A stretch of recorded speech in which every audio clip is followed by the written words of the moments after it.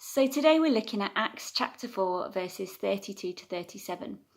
And I think whenever I read stories in Acts about the early church, I'm guilty of approaching them in the same way I often do social media.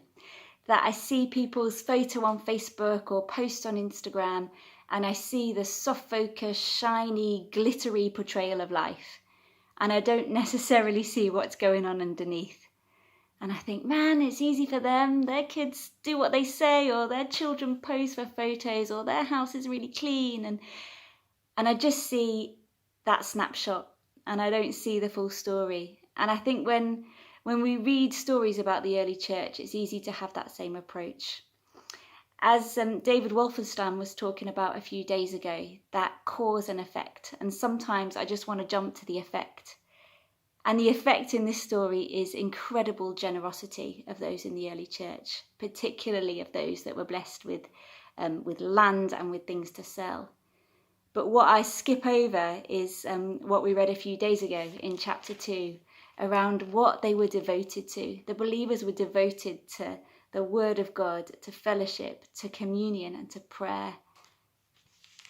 And I think that is the starting point for this story. It's where their hearts were, where their devotion was.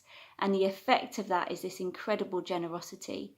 But sometimes I want to skip to that idealistic generosity, and I don't want to do the hard work of devoting myself to prayer, of devoting myself to the teachings of God. And I think something else that jumps out from this story is the special responsibility that is given to those that have. It says, from time to time, those who owned land or houses sold them, brought the money from the sales to the apostles' feet, and they distributed it.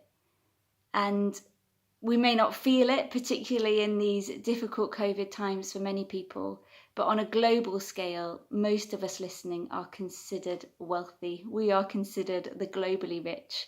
And it just makes me think about what is our special responsibility that God might be calling us to in this time, and what that act of generosity might look like for us.